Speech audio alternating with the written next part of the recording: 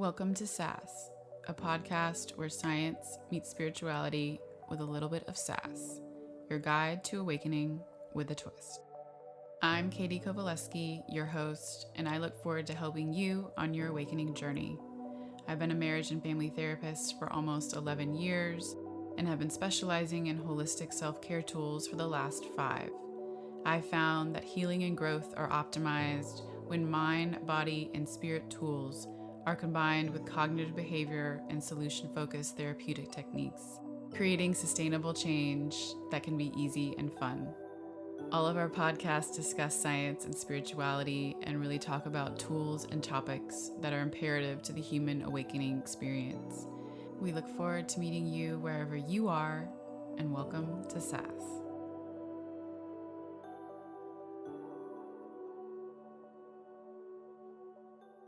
Today's episode is part 2 of my interview with Kayla. If you haven't checked out part 1 yet, I would recommend watching that first. On today's episode, we are finishing the discussion on her journey into awakening and self-discovery, and we are talking about how she has used the lessons that she's learned along the way to begin living her best life. Enjoy. This entire world has a mental health issue. Yeah. Everybody does. And normalizing changing your mind, I think, is something that we should all as a society and as a world work on, because I feel like there's, especially in politics, if you change your mind about an issue, it's seen as a negative. Or if you change your beliefs at 35 years old, it's like somehow, you were wrong before, you are right now, or you're right before and wrong now. New information should be allowed to enter your mind and your world and change your beliefs at any point. It doesn't mean you're not strong in your convictions. It means that you're open-minded to see things differently at different times of your life and different times of the world. I mean, there's things that I didn't know were racist before, but now I understand that they are, and that I want to change them. And that, doesn't mean I was a bad person for participating in that mindset, or thinking, before this all happened with, the big Black Lives Matter movement, all lives matter. I thought that was a totally reasonable thing to say, like, all lives matter, of course. But now I've heard the different stories that have come from it and why it's offensive, and heard different things about, like, what if you said that about cancer? If someone's talking about how breast cancer affected them, you say, well, all cancers are, hurtful. All cancers matter. Yeah. All cancers matter, and I'm like, okay, yeah, that makes sense. I understand. And I'm changing my position on it. It doesn't mean that I'm letting go of something that I believed in strongly before. It's just like, I see a different perspective and I'm willing to open my mind to it. Yeah. I think everyone should be like that, or more so. Or like, like, I thought this way. I thought our relationship was well before, and now I've come to new information about it. And now I think some of that was not as good as it could have been. Let's talk about it. I don't think that means I've somehow abandoned the bond that we made. I don't know. That's just my thoughts on it. I'm not abandoning anything. I'm just changing. Yeah. And I think it's the flip side of that view. I think it's a signal of like bravery and intellect and strength to be able to say, new information has come to light and it's changed the way that I've looked at this situation. That and being able to pivot and change course because of that, I think is the point of like having this human experience. Being able to do that is going to lead you and whoever else you're leading into a much better place. Because if you've got 2 ships heading somewhere and they've charted course and they're on a race or whatever it is, and one of them's like, we just figured out new information that blah, blah, blah. And the captain's like, no, that ship's continuing to go this way. And we made this course, we're staying on it. And it's like, they have the balls to be like, all right, let's take this new information. It makes sense. Let's do this. Even if everyone else thinks we're crazy, chances are they're going to get to a much better place much faster than the other one who ends up sailing right off a cliff, or whatever it is. But it's like, our convictions, are they about trying to make the other person wrong or hurt someone else? Or are they like, what are they serving the purpose, which is really to just help guide us? And in that regard, unless we are enlightened and know everything, there's always new information. And I think being able to absorb it and pivot and then admit, I don't have enough information about that, or I didn't at the time, is the best quality in the world. I don't know what that's called. I was, adaptability, like a master assimilator. I don't know, but that's the goal. Not letting anyone make you think like that could be a negative thing. It's like, no, I'm sure of Yeah. myself. I'm sure of what I'm doing. I'm sure that there's always more to learn. I'm sharing what I know now, and I'll share when that changes, Yeah. but we're going to do the best that we can with the best that we know at this moment. And that will always change. It should, or we're being Mhm. stagnant. I think it's true for, I think, a lot of work productivity gurus, or people who really push like self-care to get more accomplished.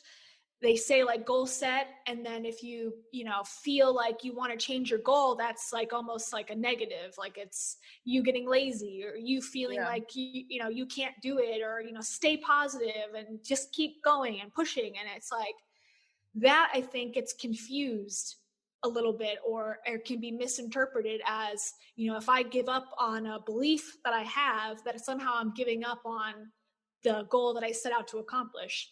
And I've been in that situation many, many times, and still am, where it comes to like career and stuff. And I say, like, am I just not good enough to make it? Or have I discovered that this is not what I want to do in my life? And I'm confident that I can pivot away and be happy still. And that's something I had to work on, and I'm working on it. Like this morning I was having like a whole thing of, what am I doing, and what am I gonna, is this what I really want? And it's like a daily thing, and then it's evaluating it, and then moving on to the next thing and taking it day by day. But I think there's especially Americans, I think specifically, it's, if you have a goal, you set it and you forget it. Like the rotisserie. Yeah, exactly. Yeah. Like you forget it, that all the things that are going on, and that it might change. You got to stick to it. You pick a career and you stick to it. You pick a major, you stick to it. You pick a relationship, you stick to it. And it's like, does that actually happen in the real world? No. People get divorced, people move on, people start over and start new careers, but it's still looked down upon. It's a negative. It's a, you're doing this despite what you should do. Yeah. What you should do is work on it, and just stick it out and suck it up. And it's like, is that right? I don't know, and some things maybe, and some things no. Yeah. And it's so interesting because there is no right way. Like, it's like everything's right, everything's wrong, everything's real, nothing's real. And so, like, when you're talking, and I think we talked about this before too, so much of what they think of us, they think, or they're gonna say this is our own projection. Yeah. So like growing up and even now, I hate being told what to do. And so if someone says, well, this is what we do, or this is what is expected, or this is what they'll think, I would do the opposite just to be like, you don't get Yeah. to decide for me. So for me, I've pivoted so many times and have thought maybe five times over my course of my life. I wonder, and it was never people. It was like, I wonder like if my parents are looking at me being like, does she know what she's doing? Because they always were really, really, still are really supportive. And I pivoted a lot.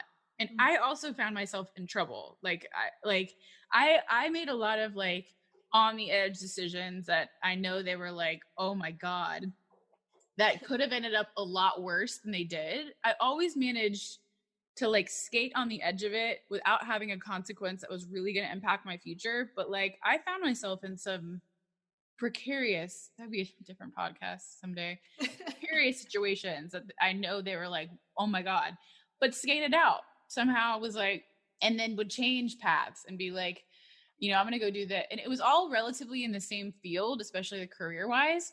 But like I would get into something and be like, I'm not into it anymore, I'm not doing it, and I would leave it, and then I would go to the next thing.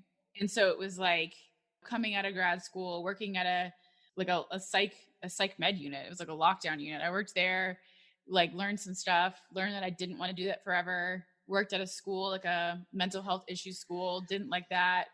So I stopped doing it like in the middle of the thing, like was like, I don't know what I want to do, but I know that I never want to work for anyone else. I'm sure they were like, I'm like 24. They're like, okay. What? Yeah. And I'm like, that's all I know. That's the only thing I'm sure of. They're like, good Yeah. luck. Decided I wanted to become, a sleep consultant and sleep train babies. Went back to school for that. Wasn't making money in the meantime. I'm sure they were like, what is she doing? Got out of that, started a business doing that, did that, still do that. And then from there, started exploring From there, had my own panic attack, nervous breakdown, ended up studying mindfulness because of that. And then 10 years later, now combine both. Now I teach all these mindfulness classes. Now I'm teaching sleep consultants how to use mindfulness with parents. I'm integrating all of them. So like it was like 15 years of like mayhem. And then it only now makes sense, but it fits together beautifully. But Yeah. they never sat me down and were like, we're really concerned about you and your future, and you need a plan, and you need a 9 to 5, you need to pay your bills. They somehow, which is something I'll have to ask them on a podcast, let me do it. Yeah. And it worked out.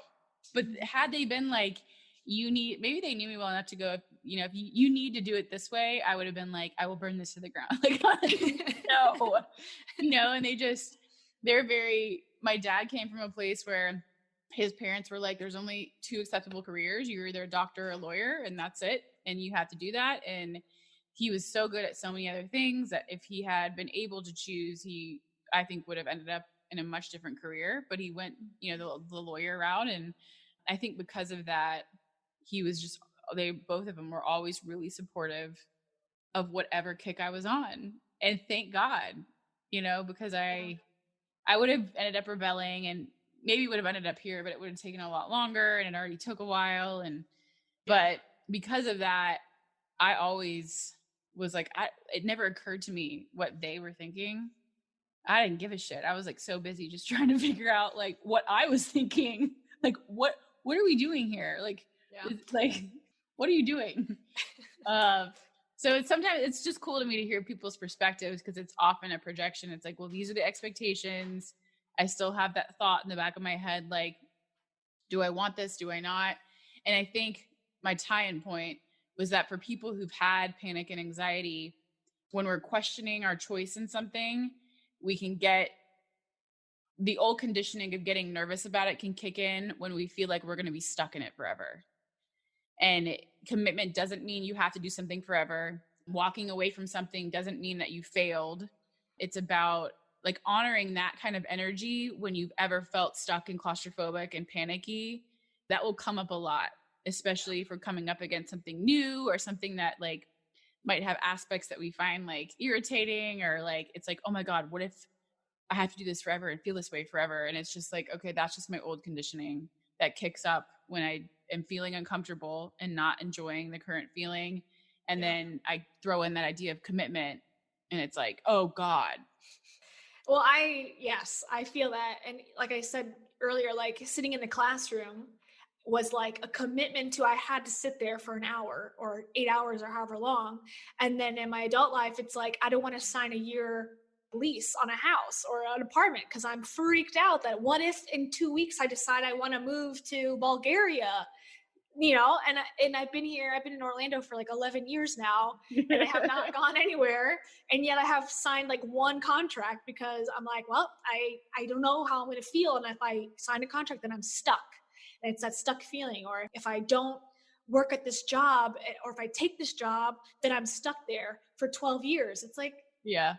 Who's saying that? I could quit. I could break a lease, and that's something I've recently come to as well, that like, worst case scenario, I break a lease and I move somewhere else. It's like I was literally like just stuck in that feeling that I would not commit to anything or dating. I would only date people who were very non-committal, just like me, because if I commit to somebody and it doesn't work out, or it does work out, even worst case, like what if it works out and I got to be with them forever? Like, oh my God. So instead of like looking for a deeper relationship, I'm going to look for like the most like surface level, comfortable, like don't even call me, half the time kind of relationship, because it's safer. I don't have to commit. I can just, because I felt like all confused about everything else. So I'm like, I can't even add that to the mix right now. Yeah. So it's like, and you see, it's just what do you think holds you down or holds you in place? Does a contract with a lease company really hold you there? Does a contract at work really hold you somewhere? No. Does saying that you like someone one day, the next day you can't take it back? No. Or change your mind? No. But, before I really realized that, I was in that mindset of like, I got to decide today what I'm doing because it is a commitment that I'm making for the rest of my life. If I choose, it better be right, you know? Yeah. So it's just so the craziest kind of pressure. I felt similar to that too when I was talking to my coach years ago and something about like, I guess I'm gonna, buy this house or I feel moved to do this, but then like it's a huge commitment. And she's like, why? I'm like, what do you mean? She's like, why is that a huge commitment? I'm like, it's buying a house. She's like, yeah, you just sell it. I'm like, Oh, what? and people do it every day. Right?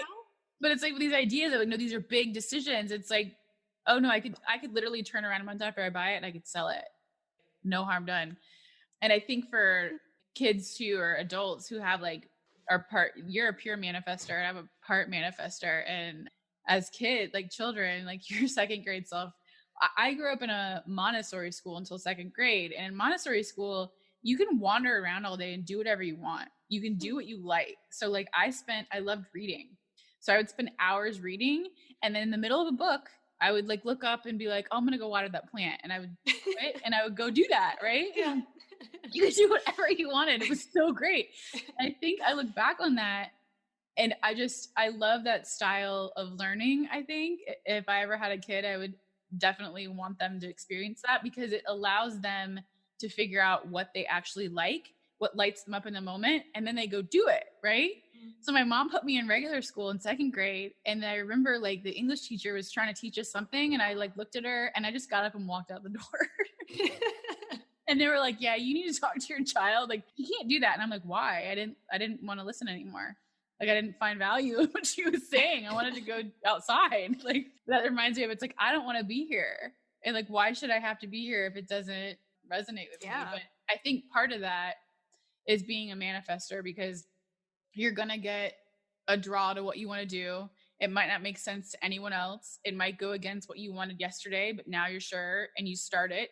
And on that path, you might learn something in the middle of it before completion that leads you to understand that this is like not the correct route. You need to take a right, and you go right. And it ends up being better, but it won't look linear. It won't make sense to anybody else. And it's just being okay with that, knowing that like, I wouldn't have known I had to turn right up here. And this was actually a much better path on the whole, unless I had gone first in this direction. So let me go where my navigation's pulling me. Yeah. And I feel like that today is like on my mind very much because, and like I said earlier, like I recently started my business and it was like a big deal for me to finally like commit to it full time and be like, okay, I'm going to run this business and I'm going to do it by myself. And I'm not going to like get freaked out and try to get a job. And I'm just going to like do it. And it's been going great, surface level great. I'm getting clients, I'm getting attention, I'm getting like interest. I'm not struggling to find work. Like it's coming to me really easily. And I'm like, wow, this must mean that it's good. However, and today it's come to a head a little bit this morning. I don't know if this is what I want either. And I feel like, holy shit, is this going to be my life forever where I just like think I want something, I get it, and then I think, nope, that's not what I want? Or is it just another, part of the journey to figuring out what I really want to do? Because I always thought like, well, I don't want a boss. I don't want to have a boss anymore. I'm not really great with authority. Yeah, exactly. Like I've always had issues with managers because I feel like I would give my opinion and it would get shot down and I would just like have this like, angst against them and like personally like hate them because I felt like so misunderstood. And, I had bad experiences. And on the other side of it, as a manager trying to help people who were under me and like they didn't listen to me, and I'm like, oh God, like I don't even want to tell other people what to do. I just want to do stuff for myself. Like, why am I doing this? And so I thought, okay, if I could just work for myself, that'll take care of all those issues that I have. And now I'm here, and now I'm going, no, not quite. It's not right. And I need to trust myself that something is missing or that I'm doing something a little bit wrong or not the way that I want it to be exactly. And I think because, roles take on a different form. Like, I had a boss before where I would give my timesheet or, whatever, ask questions and, they would give me my assignments. And now I have clients who are basically my bosses, and they tell me what they want and what to do and what time it needs to be done and how much they're willing to pay. And that's not really what I want either, you know? And I feel bad almost saying that. And because I am so grateful for having the opportunity to even have this chance, because if people didn't want to hire me, then I wouldn't have the chance to even experience this. But at the same time, I'm like, I don't know. Like, I really wanted to start a YouTube channel and do that. That's like all I want to do. But then I fear, like, if I do that and I don't like that, then what, you know? Yeah. So, It's the trajectory isn't linear. So and you're not the only entrepreneur that I've had this conversation with. Like, I know somebody else quite well who went through the same path, and he was convinced that his ticket to freedom and feeling the way he wanted to feel was not having a boss. Can't stand being told what to do, don't want that. So he did. He went and started a business, same thing. Now he's at the behest of clients and they're telling him what to do and this and that. And it's like, no, maybe I need a boss again. And it was like, it's not linear. And each step helps you clear up more of what you want and more of a priority. So it's like, okay, I know I don't want a boss. I'm certain of that. yeah. So that was like mine. I'm still, that's my like foundational piece. I'm never working for anyone else. I'm always gonna be working for myself. All right. And then I made another promise that was like, and I would rather do anything else working for myself. I would do anything. I'm like open to doing anything as long as I can work for myself and not someone else. So I was like, all right. And then it kind of built from there. And then I like enjoyed sleep, but I got bored with it. And so then I started going into other areas, and then it all did come together. But it's like, if your foundational priority is I want to work for myself, and then you also enjoy a lifestyle, right? You're like, I have this house and these things that I enjoy and I need to support, right? It's like saying, I'm going to switch my perspective maybe for the clients I do have into gratitude for them being able to support me currently while I'm figuring out what the next piece of my puzzle looks like. Yeah. So it's all of it.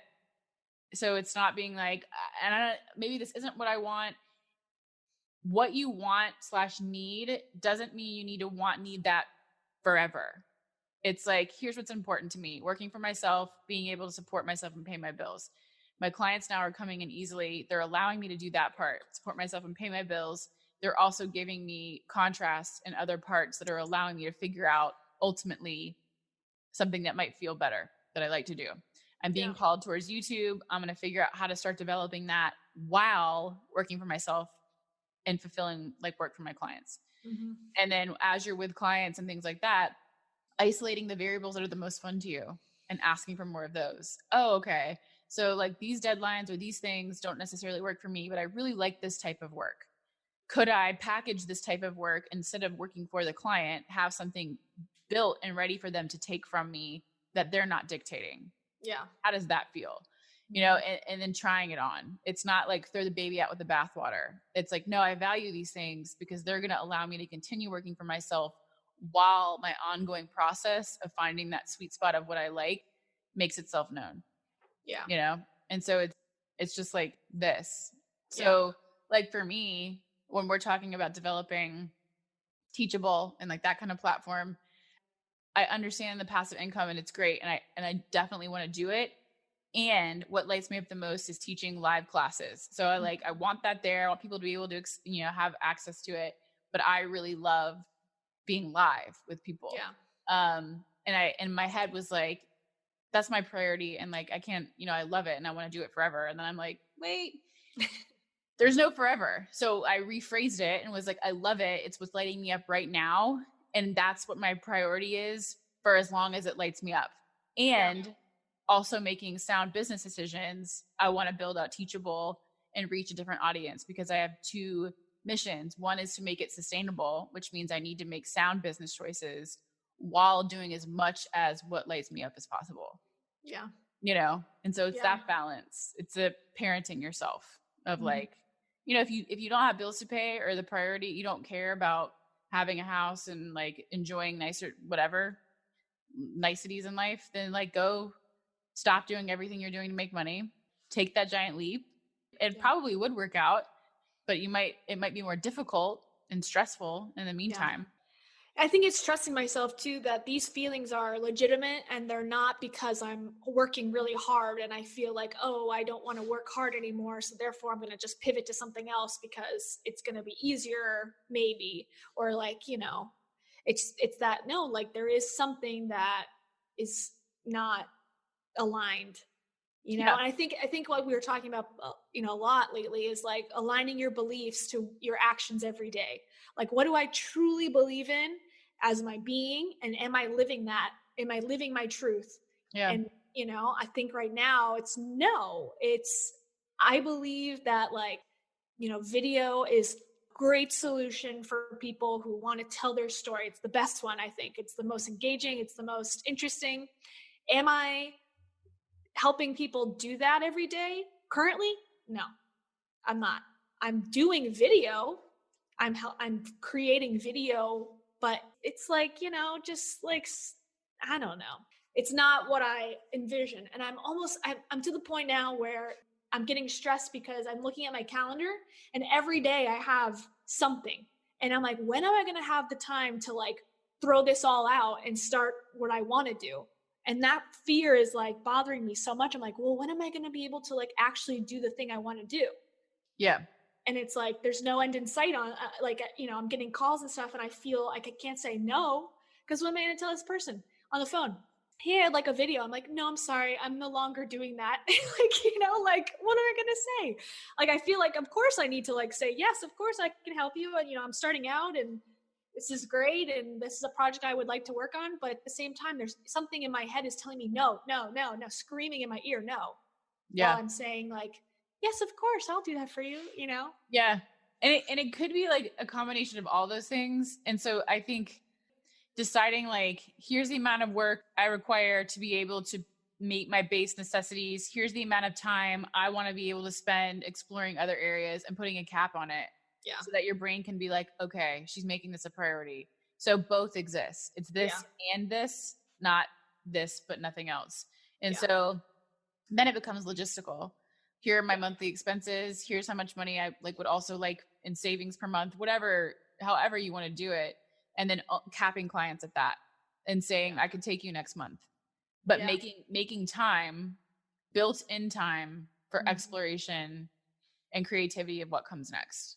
Yeah. It's hard because that's putting yourself first, I guess, or putting my own beliefs first, which is hard because I'm like, well, I should be grateful that anyone's calling me at all. And that's my mindset of like, so if they call me, I have to say yes because you should be grateful. And if you're not grateful, then what are you doing this for? Or who do you think you are? And that's something that goes in my head all the time, is who do you think you are type of thought. I think we just need to do some psych. It's just old beliefs of like what gratitude means. I'm grateful for you for what you're doing, so I need to do whatever you want me to do. That's not what gratitude is. And so it's restructuring gratitude.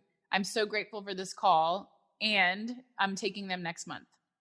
That's hard. Oh, that's so hard. And then you practice, Yeah, and you're right. Because you already know the reality of not doing that. And it's that voice of no, no, no. And like, and then it's like, what happens when we ignore the whisper? Then we get the big brick wall that's like, no, we're like, ugh. And it's just honestly, we could rebalance beliefs about gratitude pretty quickly, but it's like, gratitude doesn't mean being a doormat. Gratitude doesn't mean accepting any behavior and saying it's okay. Gratitude doesn't mean I have to do whatever you want me to do. Yeah. Ever. That's like the quid pro quo. Like, I'm grateful for this, and now I'm going to have to do whatever you want. Nope. Yeah. That's what I need to get past, because I feel like that's what I'm starting to get into. It's a slippery slope. Okay, here's the price for this. Okay, great. And then a second later or a week later, it's like, oh, now I want all this stuff added to it. And I'm like, well, I'm glad that they gave me the first opportunity, so let me do this as like a favor. And then, I don't know. Then they're not paying on time. It's just like, oh no, like I'm getting back into the feeling of that I was in before, where it's like, I feel like I have to do what the boss is telling me because they're my boss, and I'm, need to be thankful I have a job. Yeah. So maybe now's the time to write your new mission statement as who you are in this position, which is like, I am my own boss. This is what this means. I can turn down work whenever I choose. When something doesn't feel right, I say it. Here's my contracts are airtight. There are no favors given here. This is how much each favor costs. Yeah. Gratitude means these things for me. It does not mean these things. Yeah. And then just apply to all. And so when you're having that, just go back to that. And literally having it in writing Yeah. is like your own vision board. But like you, as any boss would, create your own mission statement for how you're going to operate moving forward. And it's like, no, I'm not, you know, if you need that favor, that's fine. But your first reply back is like, it's going to cost this much. Mm-hmm. And if they don't want it, they don't want it. Yeah. Or if you don't have the bandwidth because you're spending those 3 hours that day or that week working on your YouTube channel or your project, then you say that, I'm so sorry, I don't have the bandwidth. If it's essential, it's going to cost this much and I can get it to you by this date. You set the timeline. Yeah. So taking back that power and understanding like how it's going to go, because you're a manifester, I think once you get that mission statement down, at first it might be like, but you just go right back to those points and literally say or email what you've written down as your mission statement. And that's the action step. Living in consciousness is acting in alignment with beliefs. Get the beliefs down. And then your action steps are just to go back and follow those. Yeah. And watch it unfold. That's it. It doesn't have to be like an uphill battle or a fight every time. It's like, here's my mission statement. Here are my new beliefs about being a boss and how I handle clients and gratitude. When that person emails me, if I get ruffled, I'm just going to copy and paste that and send it right back. Yeah. You know? Yeah. It's a new struggle that I wasn't expecting to go through quickly, which is it's a good struggle to have, I guess, is what at the end of the day. I thought my whole thing was going to be like getting clients, like that was going to be the hard part. And now it's like, no, that's not the hard part. It's prioritizing and standing up for myself. But that's because that's how everything is in my life. So it's like just another, reflection, mirror of that. Okay, do you believe in yourself? Yes or no? Like, here's another challenge. Yeah. And that's such a good point too, because it's the things that we're already good at that we're not really insecure about that we think are going to be the issue that tend to just take care of themselves. Mm-hmm. And then it's the repetitive stuff that's like, okay, my prior issue or thing that I bump up against is feeling good enough and knowing I can do this and whatever it is. And it's coming up again, which means it's an invitation for me to get super firm and like punch it in the face this time, you know, and keep doing that. And it won't come back. But whenever it's coming up again, it's just an invitation to be like, oh, I'm not done with that. And I'm going to finish it this time. Yeah. You know, like, and to tie this kind of all back into the original question about being awake is that normally before I started being awake or waking up, I would have been in this feeling and allowed this feeling to last 2 years to see if it changed. And at this point, I'm like, nope, I know my feelings, something's wrong. I got to address it somehow. The way I address it, I don't know. I'm figuring that out. But also I know I need to do something because this is not going to just take care of itself. It's just, I know myself now enough to like, know, okay, something's going on. Yeah, it's true. And I think with business, it's interesting because there's going to be parts, I think, of running a business that we're like, we might not naturally be inclined to fall in love with each piece organically. So for me, it was what boundaries can I set up so that I feel like safe in this? So that's like the mission statement. That's like really airtight contracts so that you don't get kickback. You don't have to feel there's no guilt. There's no like back and forth ickiness. This is what it is. Yeah. You decide what you want to do. And then once you do that, you can settle into the gratitude part of it. That's like, okay, like I've spaced out the clients. They're not giving me all these extra things. I don't feel guilty about it. They're paying what it's worth. They're not questioning me. I'm standing firm and, you know, my confidence.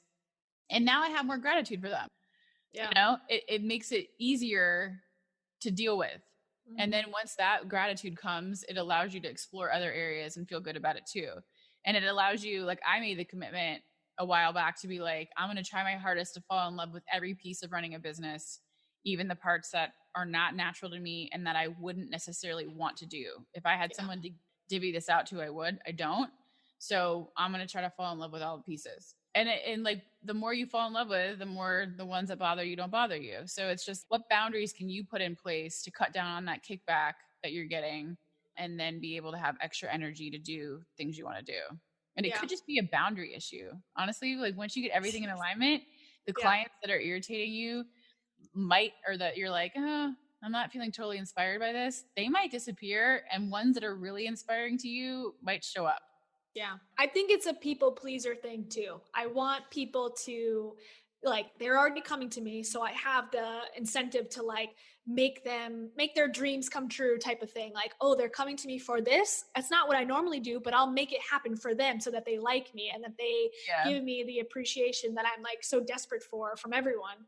And I feel like it's at the cost of pleasing myself a lot of Yeah. times, you know? Back to that unconditional love. Does that mean that I am there unconditionally for you at the expense of myself? Mhm.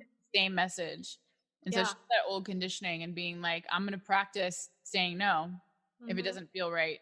And I'm going to get better and better at it. And that's the point. And it'll help heal that old conditioning. And then Yeah.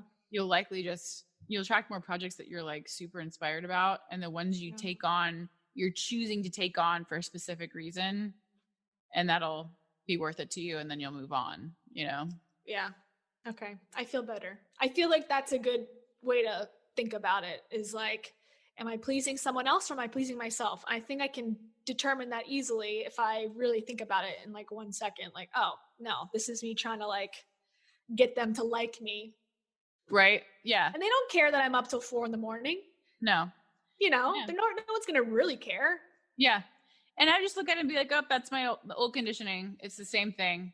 Am I Yeah. choosing someone else's, happiness over my own? Okay, this is a no.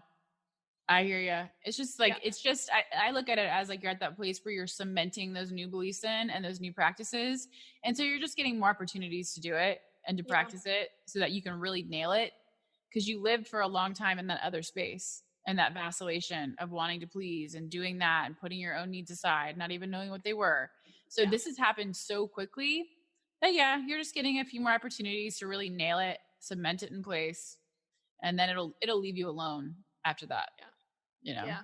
Good. Yeah. Yeah. So mission statement. That's your homework is Okay.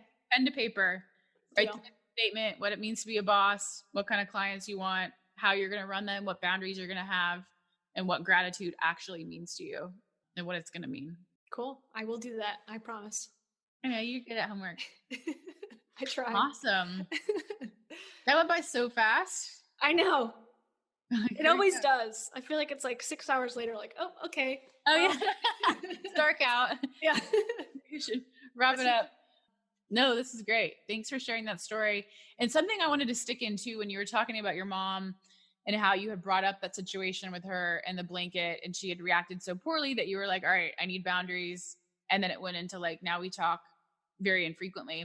Mm-hmm. Something else that Kayla didn't mention that I think is worth mentioning is that she tried at least, I would say, half a dozen different times to understand her mom's perspective, meet her where she was at, suggest things they could do together to help heal their relationship, did some of those things and attempted more than once consistency and showing up and holding space for her and the relationship. So it wasn't just like, I brought this up, she reacted poorly, now we don't talk and I feel better. It was, I brought this up and then I spent months trying to reach out and connect and find ways to reach her and repair the relationship, all the while standing by what I knew to be right. So I wasn't going to back down, but I also put in a lot of time and effort and love in trying to repair the relationship and build a new one that at some point she backed away from because the attempts were not meant equally and were not working out. Now taking that space to heal, because if we don't take that space, once we put in all the effort that we can, we're essentially just letting that trigger stab us repeatedly in real time. And we are unable to heal when we're in that fight or flight stressed out mode. And so that's kind of how that came to be. I just wanted to say that because I thought it was really important. I think it's an important part of your story that you exhausted what I would consider to be every possibility that you could to work with her and repair. And it just, you came to the decision that what you really needed was space from it because it wasn't getting anywhere. Yeah. I think she's not there yet. She's not ready to look at it from the perspective that I want her to. And forcing it on somebody is not gonna work. You can't tell someone you have to go to therapy. You have to, tell me how you feel. It's just, if you're not ready, you're not ready. So yeah, that's when I decided to kind of take a step back. And it was, a kind of a part I left out too is that my mom was very against me doing any self-care. Yeah. She's like, she'll say, well, I don't mind if you do yoga, but I don't want you to do journaling, or I want you to do, I think meditation's fine, but going to a class is crossing the line. And, you know, she has these thoughts because now, like we said, two things happen at once. Like now that I'm bringing up issues and things that have gone on, because I'm also in self-care, she thinks like, well, because of the self-care, now you're bringing up all these negative feelings and emotions. And before, when you were not thinking about these things, you weren't negative, but it was just manifesting in different ways. You know, I was like anxious as opposed to talking about the actual issues. So, you know, in her mind, it's like, well, if you just stopped thinking about these things, they would go away. And that's just not where I live anymore in that mindset. So, you know, I think she'll come around, and I live in that belief that she'll eventually realize like, okay, maybe I am, you know, I have a little work I can do, or, you know, maybe she can go see somebody and start to come to conclusions on her own. I mean, she's had a really tough life, and there's no reason that she needs to be stronger than her circumstances, and she can start to, you know, look at things and, you know, she is a victim in a lot of ways, but it's not my role to get her there. So until that point, I'm just going to be as supportive from afar as I can without giving up who I am in the process. I know I'm not over it. I'm not like, oh, I never want to talk to her again, but I don't want to have the relationship that we had before. And until it can change, then we're going to have a lesser version of one. Yeah. No, I love that. I think that's succinctly put. To get to a place where you can't make anyone else do anything and they can't make you do anything. And if the relationship cannot be the same as it was, it cannot exist the way that it used to, then loving someone from afar is a very real thing. And sometimes the only thing you can do while keeping that door, you know, open should they want to meet you halfway from wherever they're at. I just thought that sticking that in, I think those were two good points to make towards the end, just so that you put a lot of effort into it, you know? I feel like I still am in my own way, but because it's hard. Like I love my mom, and not calling her and not talking to her is in my own way, like me putting in work. No, I hear that. You know? I'm in a similar situation with someone else in my life, and thinking about them when you want to be talking to them, but knowing that it's not going to be helpful and it's not moving forward. It's like giving up, I don't know, sugar. It's like giving up something that you're used to comforting you. And it's like, so it's work to resist thing that might feel good in the moment, knowing that it's what you really desire most is for it to become a new normal. And that won't happen if you keep repeating old actions. I totally get that. It's a different kind of work. Yeah. But I feel like it will get there.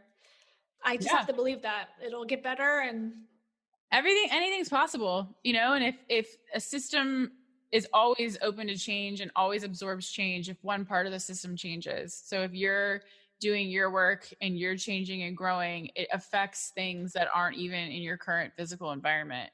Every time you're doing something good for you that's helping you grow, sending that out and being like, let this influence this relationship, it absolutely can happen. Yep. And I hope at the end of it, it's like her and I can be like, well, if we can get through that, anyone can get through anything, because it's not easy. It's not an easy situation. And it's like a very complicated, nuanced, weird thing. But I feel like it's like almost like leading by example. Like if other people say I'm having issues with this, it's like, well, I've been there, you know, and it gets better. Yeah. And I think in some ways you can already speak to that. And like, wouldn't it be cool if someday, you know, we did a podcast with the both of you?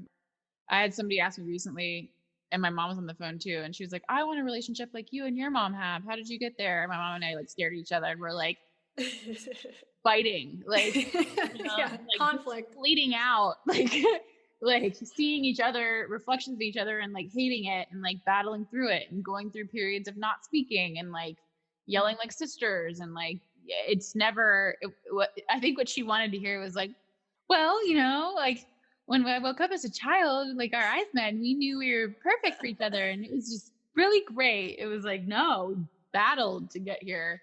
Yeah. ourselves and each other. And like, so anything is possible. It really is. So we'll just put that out to the universe of like, wouldn't it be cool someday if we could have a round table of daughters and mothers and have an open Yeah, conversation? definitely. Yeah. That would be cool. That would be a full circle for sure.